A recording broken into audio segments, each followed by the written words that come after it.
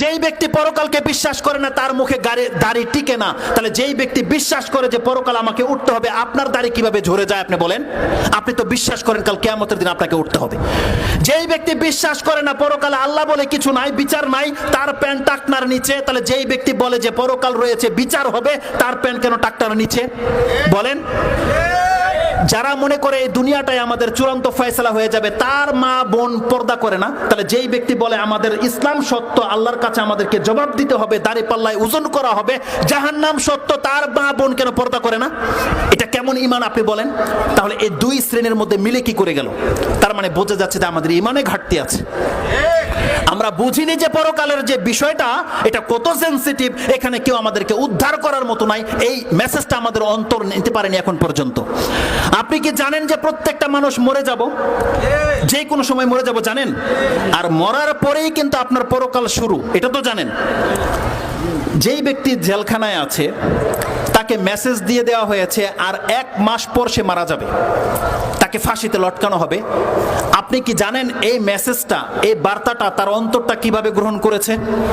আপনি যান, ভিজিট করে আসেন, এরকম একটা ফাঁসির আদেশ প্রাপ্ত ব্যক্তির চেহারাটা দেখে আসেন। সে হয়তো সমাজে সবচেয়ে বড় স্বৈরাচার ছিল, তার গলার সাউন্ড যেটা ভয়েস ছিল 200-র উপরে।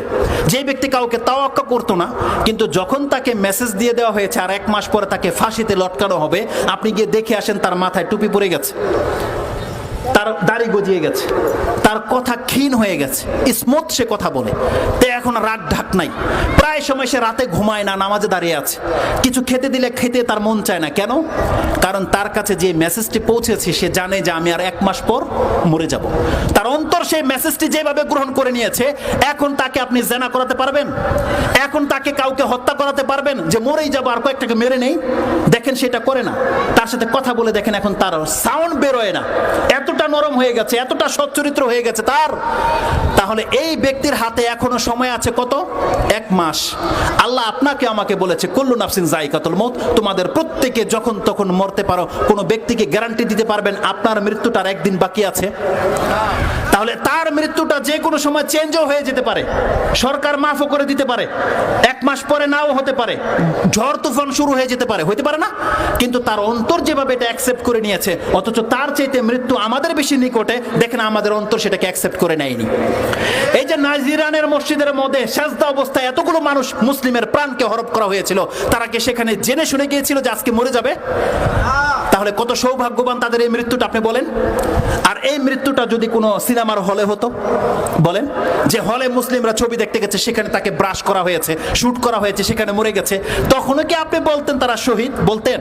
কিন্তু এখন মসজিদে মরে গেছে, আপনি বলছেন আপনি শহীদ, বলছেন কি না?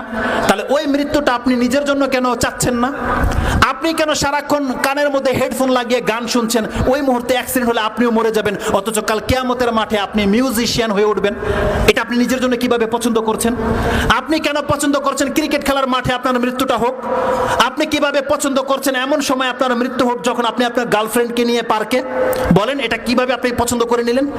অথচ আপনি জানছেন যে সেজদা অবস্থায় মরে গেলে এটার অনেক মর্যাদা, মানুষ আপনার সুনাম করবে, আল্লাহ এর বিনিময়ে আপনাকে মাফ করে দিতে পারে, এটা আপনি জানছেন, কিন্তু আপনার আমলে কোনো পরিবর্তন নাই। কেন? এটা কেমন ঈমান আমাদের বলেন আপনি?